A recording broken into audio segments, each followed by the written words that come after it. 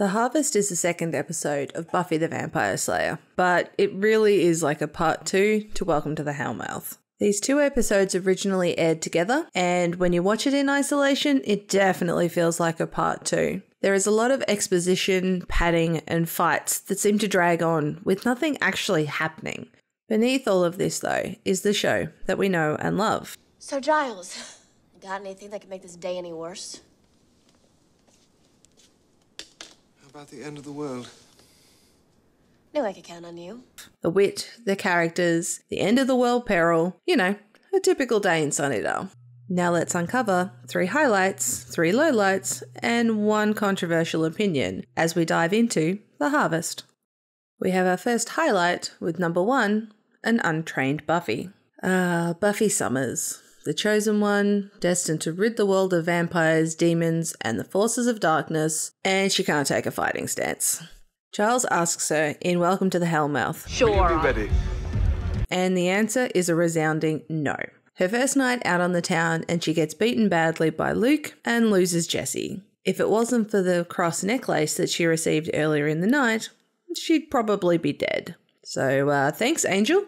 This is one of the best things about the show, is that all of our characters grow over time, and Buffy's fighting style is one of those changes. It grows from this poor fighting stance to a proper fluid fighting motion, and then on to raw power. We can see even at this early stage that she has the potential, no pun intended, to be this amazing fighter that you believe could truly defend the world from anything that might be coming. Number 2, the timing being all off.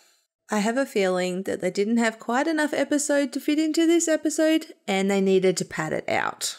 This can mostly be seen during the fighting, where we get one stilted action, we wait for something to happen, and then another stilted action happens. This is very obvious in 2 moments. The first is where Buffy is doing some weird acrobatics, and as she jumps off the pool table, she just stands there, waiting for the vampire to run at her. He runs directly into the pool cue. She doesn't even do anything with it.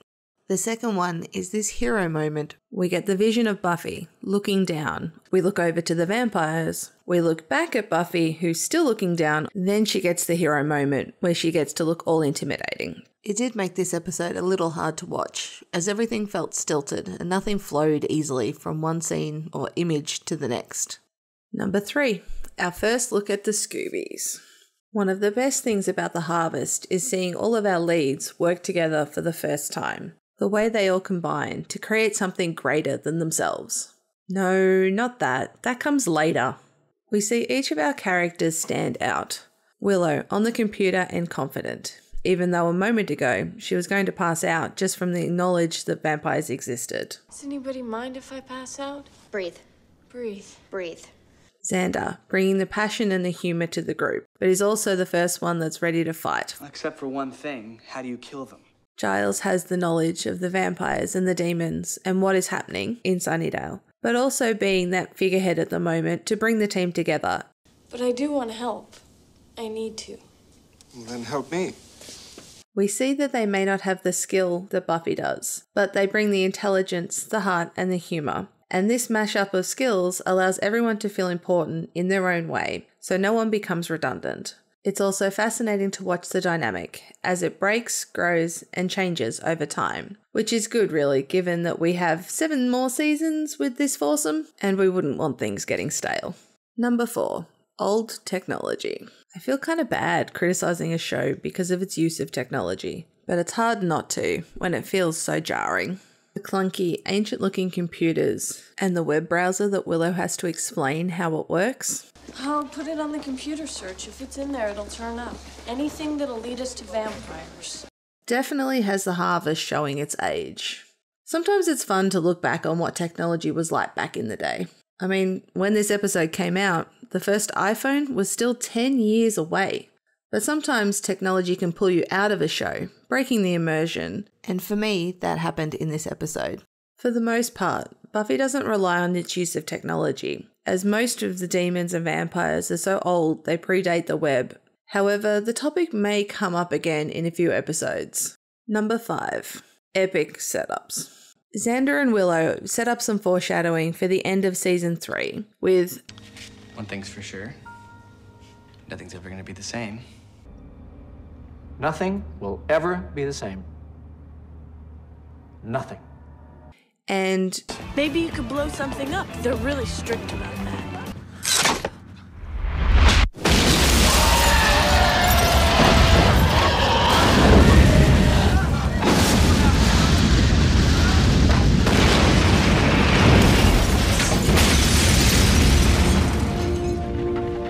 Buffy gets her epic "I saved the world a lot" pose, because she really did save the world a lot in this series.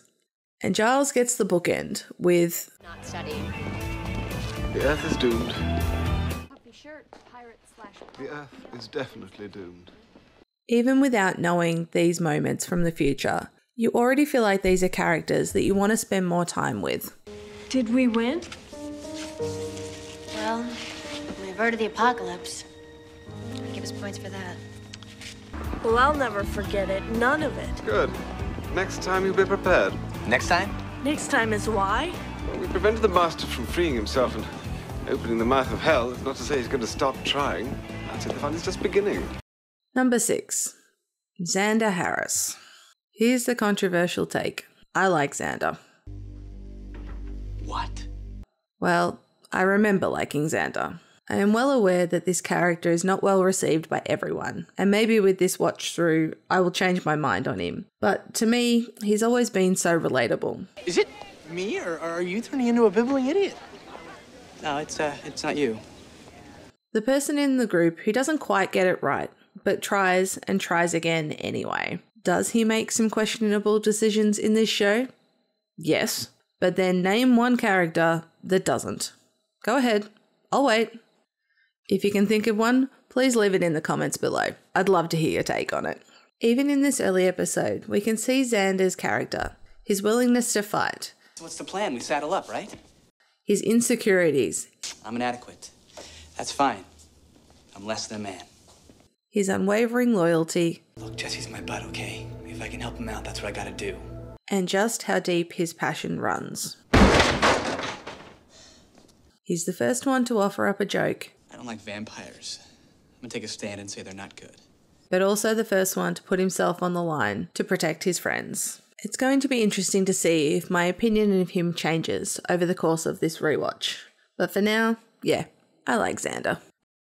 And that was The Harvest. Probably not as good as the first episode, but still some interesting things going on. And fun dynamic and characters that we're ready to root for going forward. If you haven't seen it already, click the link to watch my Welcome to the Hellmouth video, and let's see what other secrets we can uncover next time on Nerdy Investigations.